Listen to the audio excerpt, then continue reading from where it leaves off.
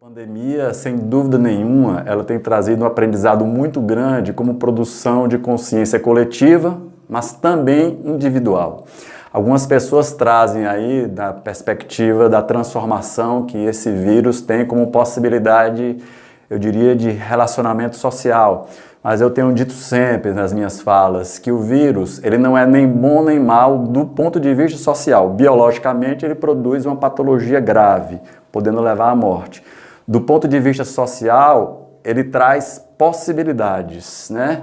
O vírus, ele é indiferente a isso. É o que nós vamos querer fazer com isso. Nós podemos sair dessa experiência melhores, mais solidários, né? Aprendendo com esse sofrimento coletivo, naquilo que é a busca por soluções colaborativas, porque uma das verdades que essa experiência nos trouxe é que não dá mais para tentarmos resolver os nossos dilemas na perspectiva da individualidade, enquanto sociedade, enquanto famílias e enquanto empresas, né? A gente vê questões que afetam a China, que afetam a Índia, que afetam o Oriente Médio, que afetam os Estados Unidos, nos invadindo aqui nas nossas lógicas, né, de construção social, na lógica do trabalho. Então, assim, não dá mais para ficarmos prisioneiros dessas velhas práticas. Eu acho que essa grande possibilidade de aprendizado é olharmos para essa pandemia do ponto de vista da potência que ela nos convida a viver. Sermos, de fato, colaborativos no nosso fazer. Que a pandemia possa, de fato, nos tocar como experiência de aprendizado comum. Já que não temos como evitar a patologia, que nós possamos potencializar os aprendizados que elas trazem com condição humana. Porque cada um de nós traz uma potência, como diz o cantor e poeta, né, Renato Teixeira, cada ser em si carrega o dom de ser capaz e ser feliz. Isso existe em nós enquanto potencial. E aí eu resgato a metáfora do bonsai, né? Um bonsai, ele tem a potência de se transformar em árvores gigantescas. Mas se ele é contido dentro de uma caixa pequena, esse potencial não se revela. Ele vai permanecer sempre ali, atrofiado naquela realidade possível. Então, o mindset, essa mudança de mentalidade, é aquilo que nos possibilita expandir os grilhões dessas caixas para que os nossos bonsais, as nossas equipes, nós mesmos, os nossos times, nos tornemos maiores do que antes. Como canta Milton Nascimento, eu sou melhor do que era antes.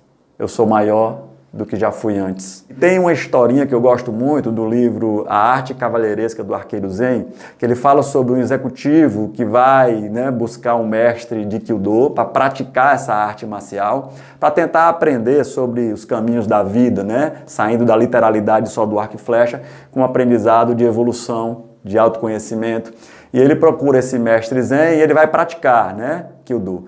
E ele vai lá incansavelmente tentando fazer a prática e ele já exausto, sem conseguir acertar no alvo, sem aprender, extremamente cansado, já quase pensando em desistir.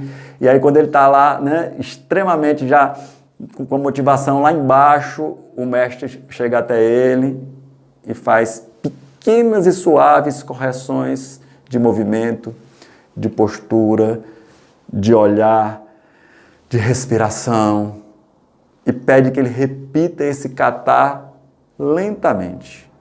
E ele faz todo o movimento, respira e ele dá aquele tiro certeiro no alvo.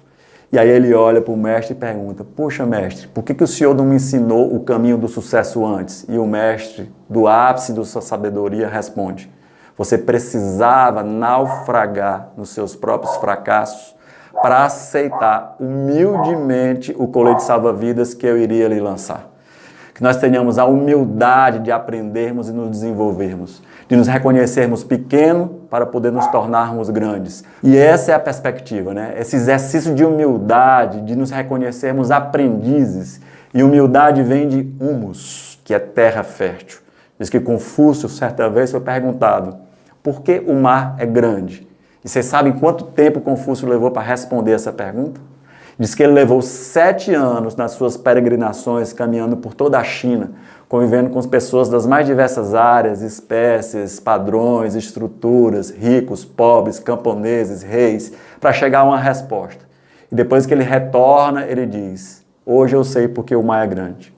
O mar é grande porque, apesar de todo o seu poderio físico, de toda a sua grandeza e dimensão física, ele tem a humildade de se colocar levemente abaixo dos rios para receber. Porque se ele quisesse estar acima dos rios, ele não seria mar, ele seria ilha. Estaria isolado e fechado em si mesmo.